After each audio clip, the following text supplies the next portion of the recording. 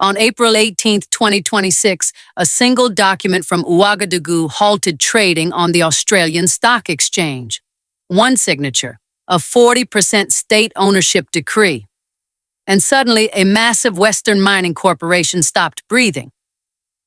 For decades, the extractive framework operated on a simple, unspoken rule. Western corporations dig, Africa bleeds. They called it foreign direct investment. They took the gold, left 10% as alms, and expected gratitude in return. But the rules just changed. According to financial records reviewed from the ASX, the sudden decree from Burkina Faso's transitional government forced a total trading halt on a major gold giant. They were terrified of a panic sell-off. Why? Because Captain Ibrahim Traoré didn't just ask for a bigger cut. He initiated a legal takeover of the Kiaka mine, a behemoth projected to yield 280,000 ounces of gold this year alone. Not 1%, not 10%, 40%. This is not just about a single mine. If you're watching this, you need to understand that the global power structure is fracturing in real time. While the mainstream media distracts you with military conflicts and labels this a crackdown on investment, they are hiding the most brilliant economic counter-offensive of our generation. This is surgical. This is deliberate. Today, we are going to look at the numbers they tried to bury. We will expose how the extractive framework is collapsing under its own weight, and how one nation is weaponizing the law to reclaim its sovereign wealth. The old machine is terrified, and by the end of this video, you will know exactly why the era of the 10% alms is dead. They call it foreign direct investment. It is a beautiful phrase. It sounds like a partnership. It sounds like progress. But when you strip away the corporate press releases and the ribbon-cutting ceremonies, you find something entirely different. You find a highly sophisticated mechanism of wealth extraction. For over 60 years, the extractive framework has relied on a very specific mathematical formula. It is the bedrock of their control over West African resources. We call it the 10% illusion. Here is how the game is played. A foreign corporation arrives in a resource-rich nation. They bring heavy machinery, legal teams, and contracts drafted in Western financial centers. According to historical mining registries, these agreements all contain a standard clause. The host nation is granted a 10% free carried interest in the mining project. 10%. The politicians smile for the cameras. The local population is told that they are finally partners in their own wealth. The international community applauds the cooperation. But let us look at the reality. Let us look at what that 10% actually means in practice.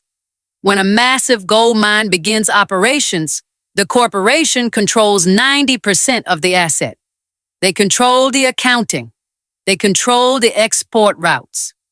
They control the narrative. And according to financial analysts who have studied capital flight in the Sahel, that 10% share granted to the state is almost entirely erased before a single dividend is ever paid. How? Through the dark magic of corporate accounting. The foreign company charges the local subsidiary exorbitant management fees. They route the refined gold through offshore tax havens. They inflate the costs of equipment, logistics, and consulting services. Services often provided by their own sister companies.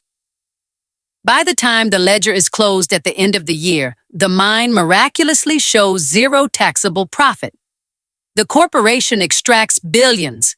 The host nation gets a fraction of a fraction. Did you know that?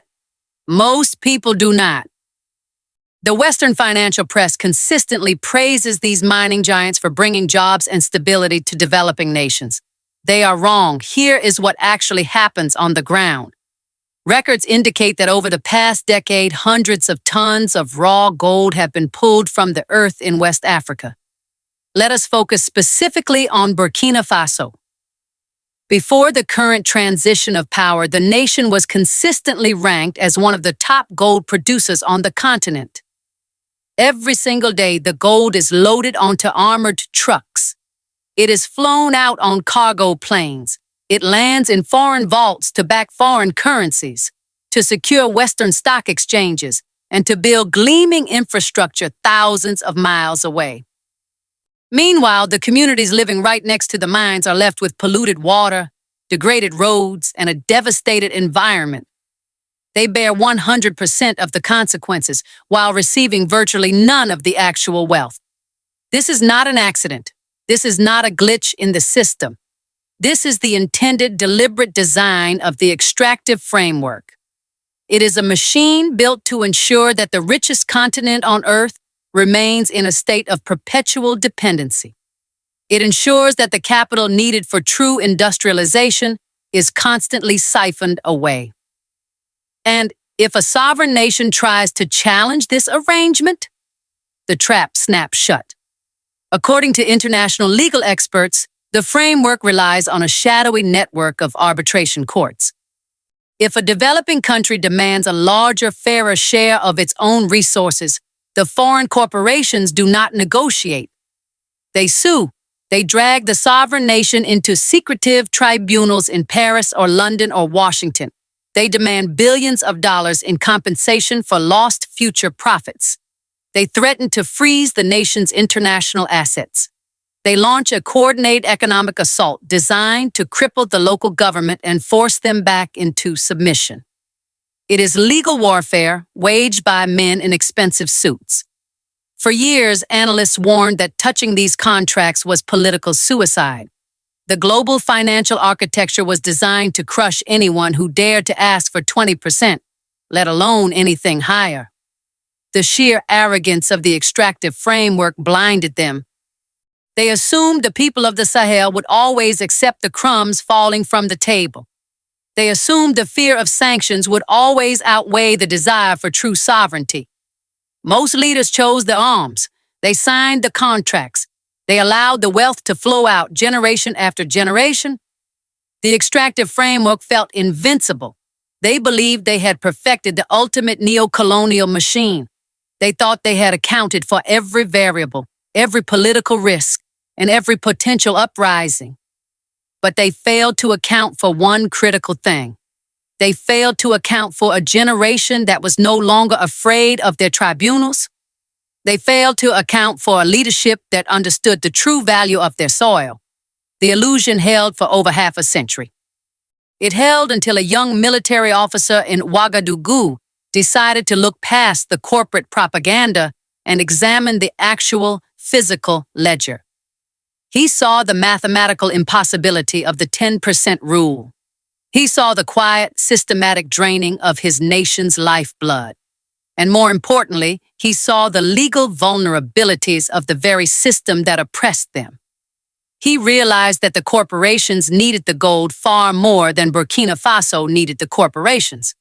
So, how did a 36-year-old captain find the fatal flaw in a multi-billion-dollar machine?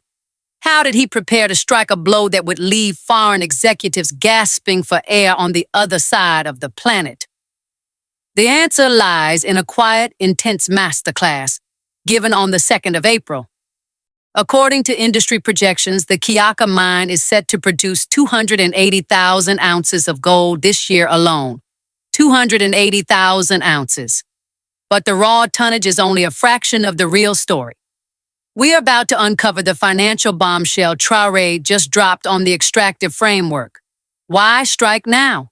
Why trigger this massive transfer of wealth at the exact moment a global energy crisis and a blockade in the Middle East are pushing gold prices past $5,000 an ounce? The timing was not a coincidence. On the 2nd of April 2026, something extraordinary happened in Ouagadougou. It was not a military parade. It was not a diplomatic summit with Western dignitaries. It was a masterclass. Captain Ibrahim Traoré stood before his people and delivered a speech that would send tremors through corporate boardrooms from Paris to Sydney. He did not use complex financial jargon. He did not speak in the guarded, sanitized language favored by international diplomats. He used a metaphor so simple and so sharp, it cut right through decades of neo-colonial propaganda. He talked about a spoon. He asked a fundamental, devastating question. How is it possible that Africa possesses the most abundant iron ore reserves on the planet, yet must import the spoons its people use to eat? That single question dismantled the entire logic of the extractive framework.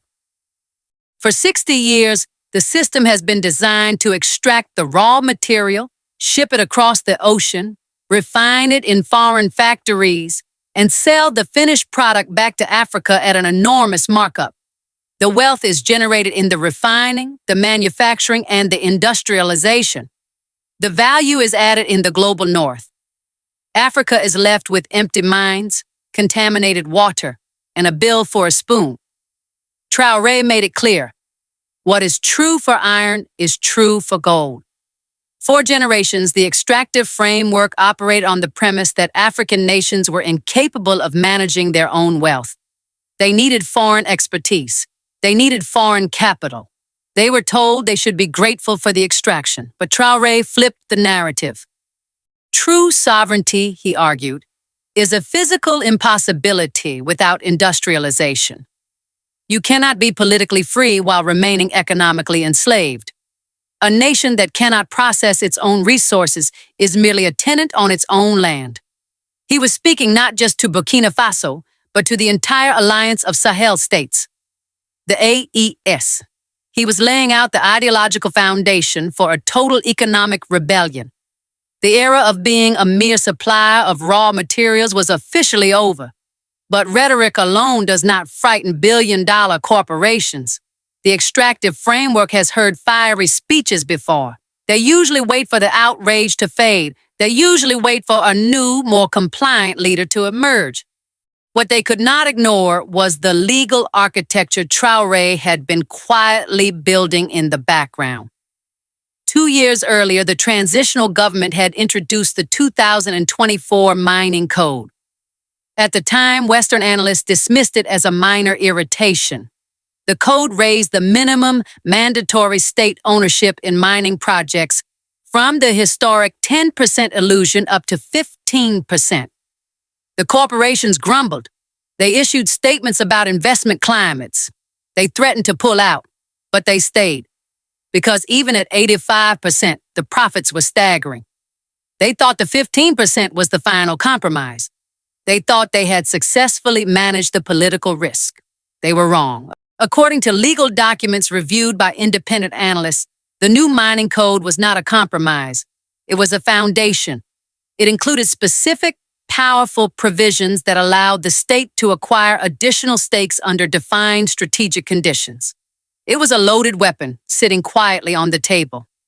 The legal teams in the West had read the code, but their inherent arrogance blinded them to how it might actually be used. They never imagined an African leader would dare to pull the trigger. And in early 2026, the global landscape provided the perfect moment to do exactly that. According to geopolitical reports, the escalating conflict in the Middle East had pushed the world to the brink. The tensions involving Iran and the blockade of the Strait of Hormuz sent shockwaves through global energy and financial markets. The cost of fuel skyrocketed. Investors panicked. They sought safe havens to protect their wealth. The price of gold shattered the $5,000 an ounce barrier. Western economies were bleeding, but the mining conglomerates were making unprecedented windfall profits.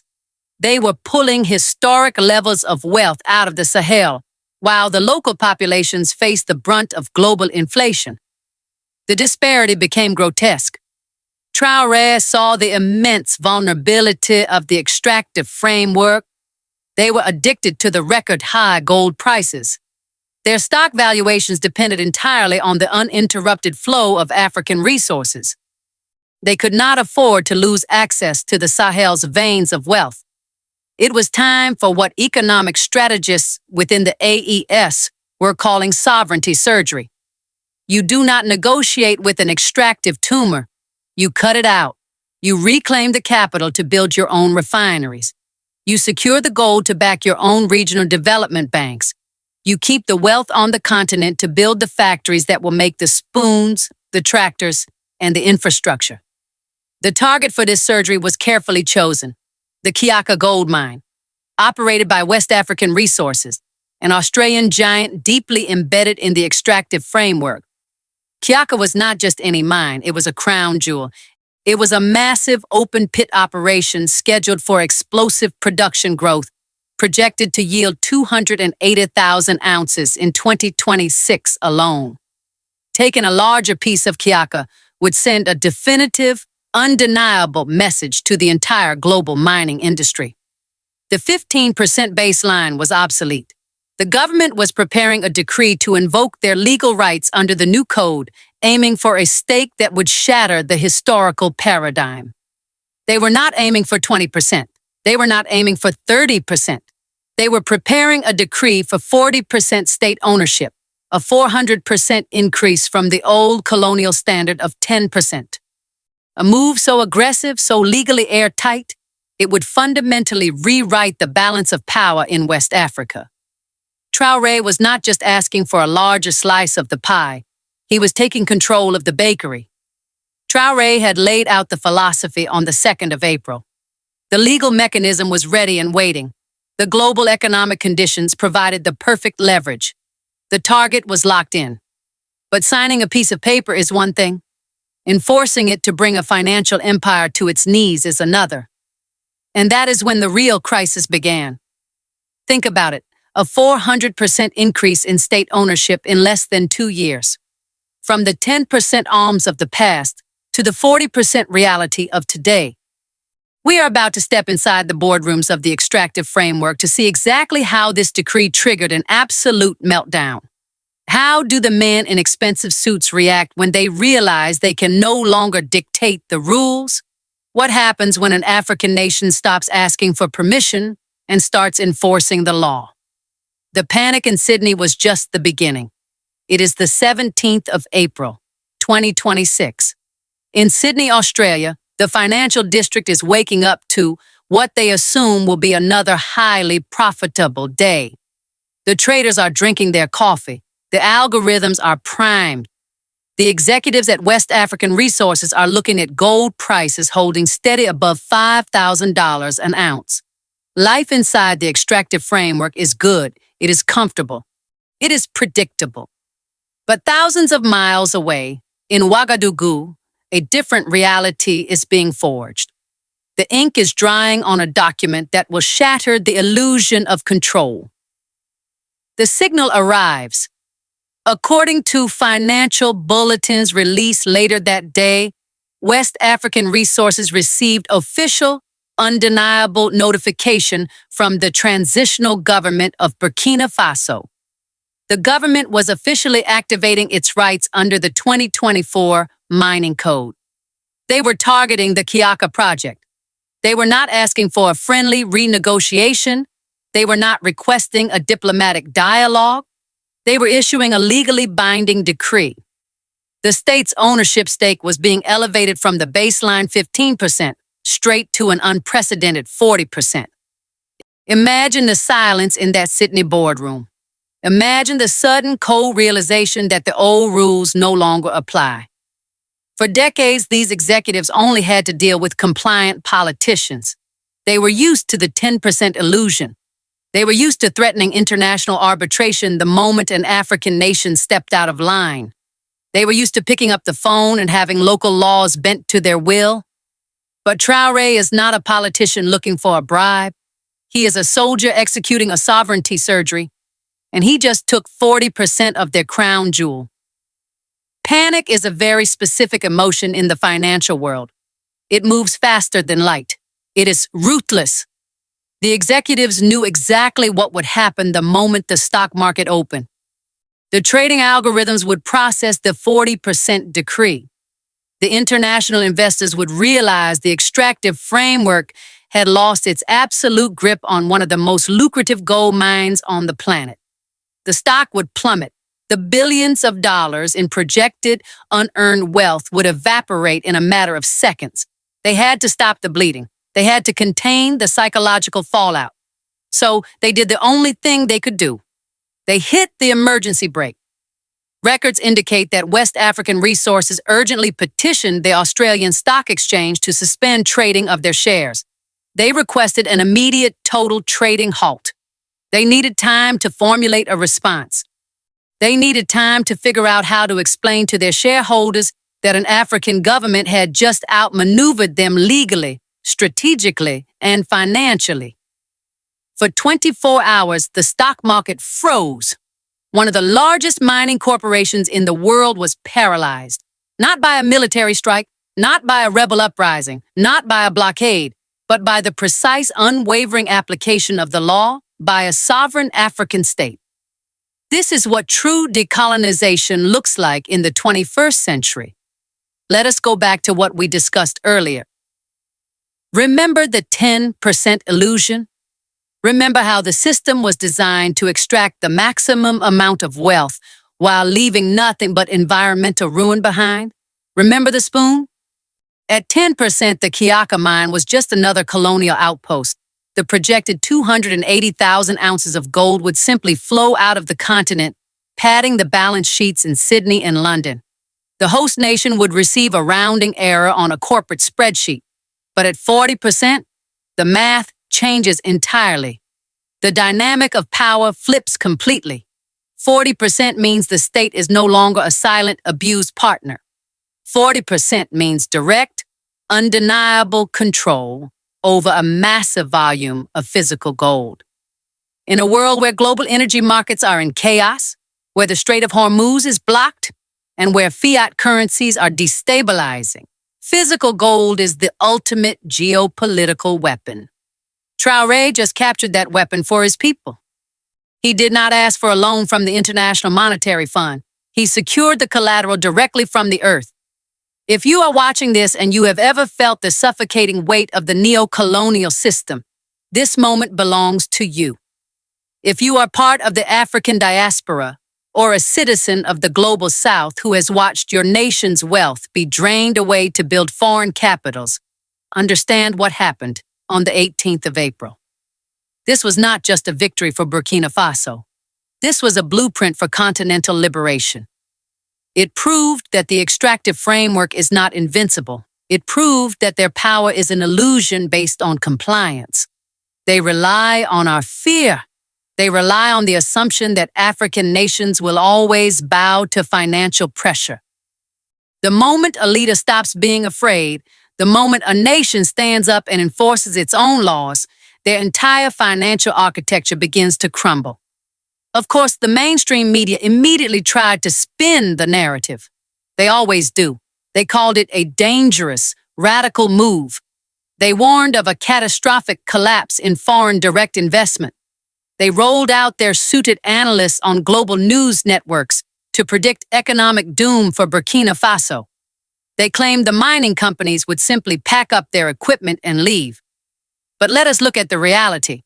Let us look at the actual leverage in the room. Where are they going to go?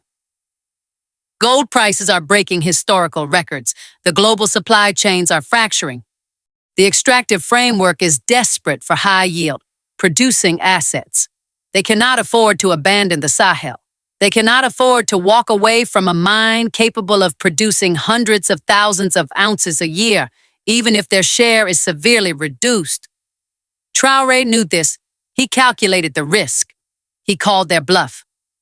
He knew that the foreign corporations are driven by pure, unadulterated greed. They will complain loudly. They will issue veiled threats. They will lobby international bodies to impose sanctions. But at the end of the day, 60% of a massive, highly profitable gold mine is still better than 0%. They will stay, but this time they will stay on African terms. They will operate under African laws. This is the sheer brilliance of the surgical strike. Traore did not expel the corporations and inherit an empty mine. He forced them into submission. He transformed them from colonial masters into actual subordinate contractors. He is forcing them to dig the gold that will finance the very factories that will replace them. The halt on the Australian Stock Exchange was a moment of global humiliation for the extractive framework. It was a public broadcast of their vulnerability.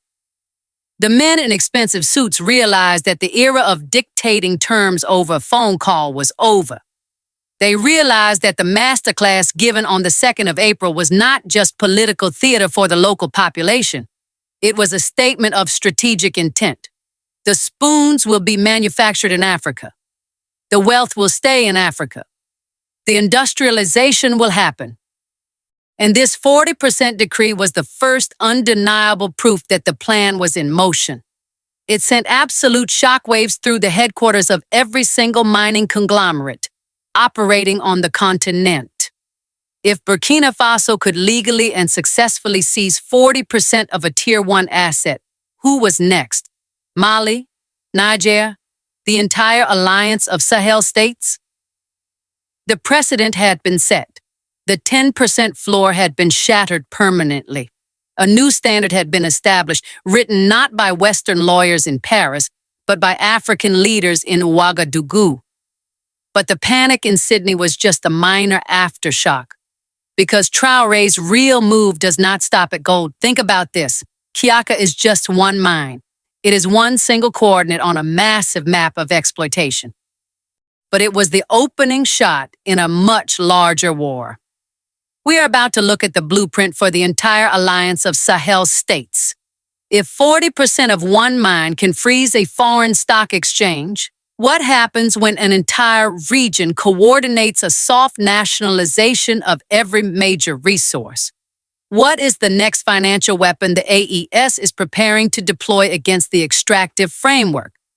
The global shockwave is just gathering strength. Let us zoom out. Let us look at the entire chessboard.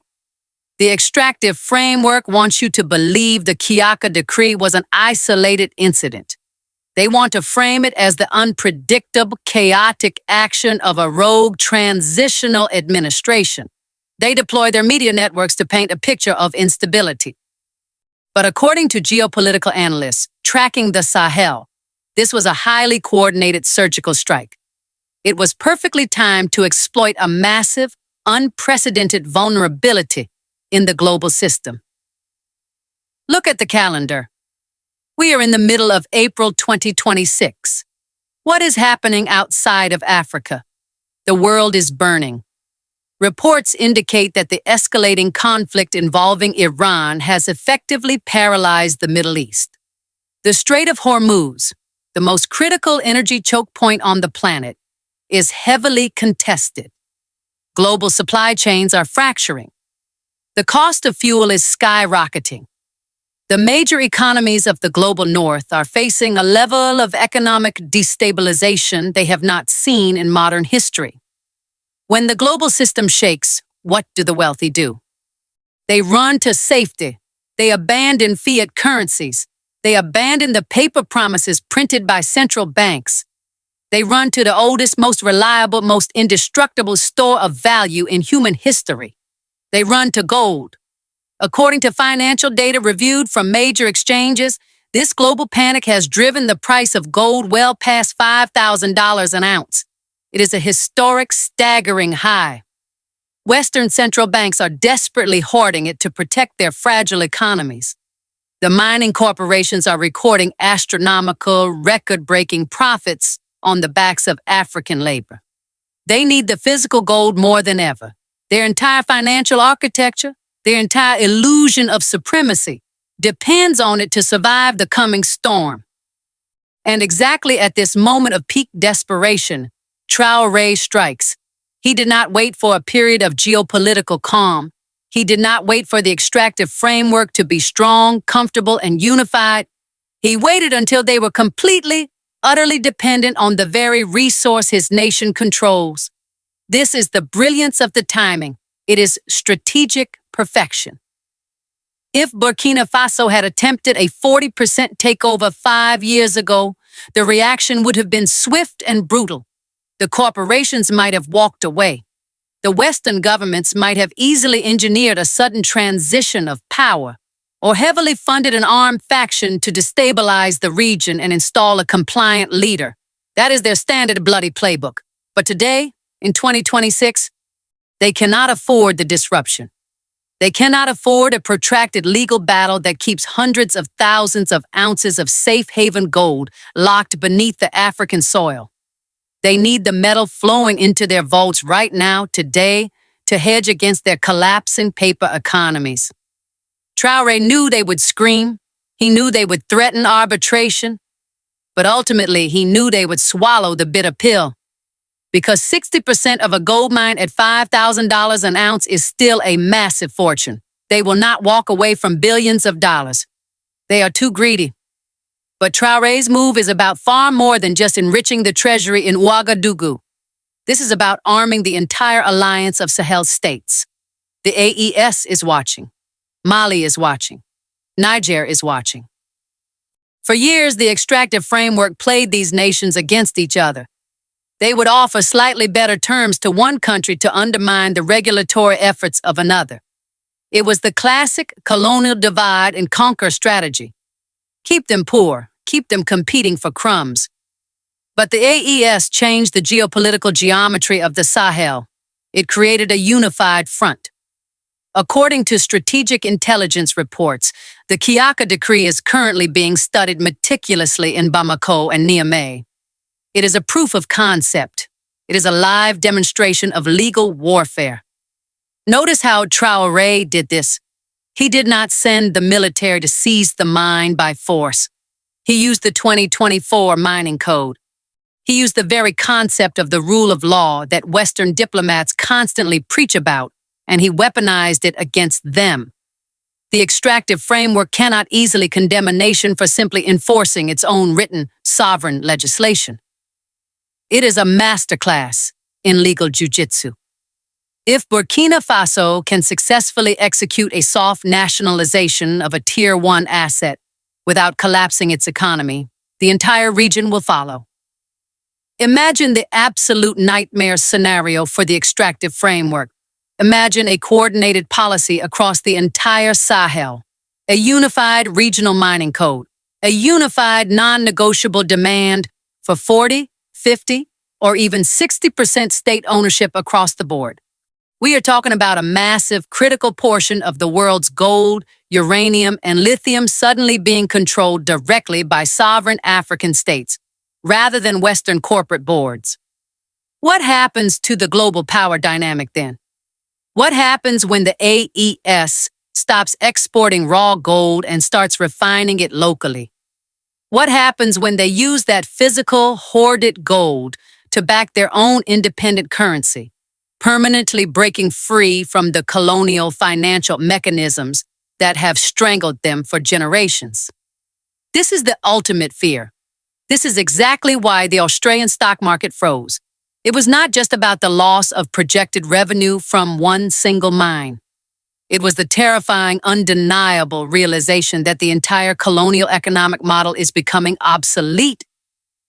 The machinery of extraction is being dismantled piece by leaders who refuse to be intimidated by men in expensive suits or threats from foreign embassies.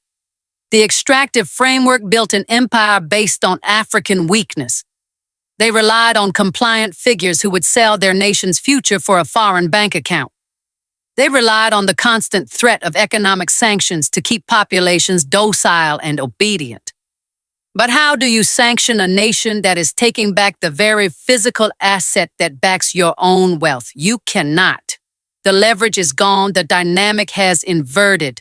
Traoré has demonstrated to the world that true power has always resided in the African earth. The foreign corporations only ever had the illusion of power. They had the complicated contracts. They had the high-priced lawyers. And they had the global media networks. But they do not have the gold. By securing 40% of Kiaka, Burkina Faso is securing the heavy capital required for the next critical phase of true independence. You cannot build a sovereign, industrialized nation on 10% arms. You need massive, sustained capital to build the infrastructure, the local refineries, and the robust security capabilities needed to defend your borders from armed factions funded by external interests. This is the sovereignty surgery in full practice. The massive wealth that was historically destined to build skyscrapers in foreign capitals will now build roads in the Sahel. It will build schools. It will build a future that is not dictated by the extractive framework. And the global shockwave is just beginning to spread. The panic is rapidly moving from the electronic stock exchanges to the political capitals of the global north. Because if this model succeeds, then every geopolitical indicator suggests it will not stop in West Africa. The message will resonate across the entire continent. It will reach the copper mines of Central Africa. It will reach the oil fields. The global south is watching very closely. They are seeing that it is entirely possible to rewrite the rules of the global economy. They are seeing that the extractive framework is nothing more than a paper tiger when confronted with absolute, unyielding African resolve. The old system is desperate. But their desperation is exactly what will fuel this continent's true awakening. The events of the 18th of April were not a localized financial anomaly. They were the sound of an entire continent breaking its chains. For over half a century, the extractive framework operated on a very specific psychology. They relied on the assumption that African minds had been permanently colonized. They thought they had engineered a reality where we would always look to Paris, to London, or to Washington for permission to manage our own soil. They needed us to accept the 10% illusion as an unbreakable law of nature. But Ibrahim Traoré exposed the absolute fragility of their empire. When we look back at this moment in history, three fundamental truths will stand out. First, the old machinery of extraction is incredibly vulnerable to the very laws it claims to champion. Traoré did not need to fire a single bullet to bring a major foreign corporation to its knees. He simply applied the sovereign law of his own nation. He proved that the extractive framework's power is largely an illusion, entirely dependent on our compliance and our fear. The moment a leader refuses to be intimidated by international tribunals or threats of capital flight, the entire system freezes. Second, we have finally witnessed the true undeniable definition of sovereignty. It is not just a flag. It is not just a national anthem. It is physical, tangible control over the resources beneath your feet. It is the realization that you cannot build a liberated future while importing the very spoons you use to eat. The 40% decree at the Kiaka mine is not just about capturing wealth. It is about capturing the heavy capital required to build the refineries, the factories, and the infrastructure of tomorrow. It is the definitive end of the raw material trap.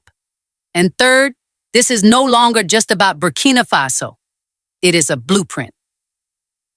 The panic that struck the Australian Stock Exchange was a glaring signal to every other nation in the global south. The Alliance of Sahel states is demonstrating that a unified, unapologetic approach to resource management can completely alter the geopolitical landscape. If one nation can secure 40% of a Tier 1 gold asset during a global energy crisis, an entire united region can permanently dismantle the neocolonial financial architecture. We are watching the sovereignty surgery in real time. The extractive tumor is being cut out. The boardrooms are scrambling. The foreign executives are suddenly realizing that the next generation of African leadership does not want their arms. They want their continent back. This brings us to a critical question, and it is a question I want you to answer. The extractive framework has its tentacles deeply embedded in every single sector: gold, uranium, lithium, oil. We have seen what happens when the law is weaponized to reclaim the massive gold reserves in the Sahel. But where should this surgical strike happen next? Which resource in which nation is most overdue for a massive, undeniable reclamation of sovereignty? Do not just watch history happen from the sidelines. Share your strategic analysis. Tell us which industry needs to be dismantled next, and how you see this continental awakening spreading beyond West Africa. Your perspective is the critical fuel for this ongoing intellectual rebellion. The old world order is terrified because they know their time is up. The era of extracting African wealth for pennies is officially over. But reclaiming the mines is only half the battle. Once you take back the gold, you have to defend it. The extractive framework will not surrender quietly. They are already attempting to mobilize armed factions to destabilize the region and reclaim their lost assets. If you want to understand exactly how the Sahel is fortifying its borders and building a completely independent security architecture to protect this newly reclaimed wealth, you need to watch the next video on your screen right now. We break down the military master plan they desperately hope you never see. Click the video and I will see you there.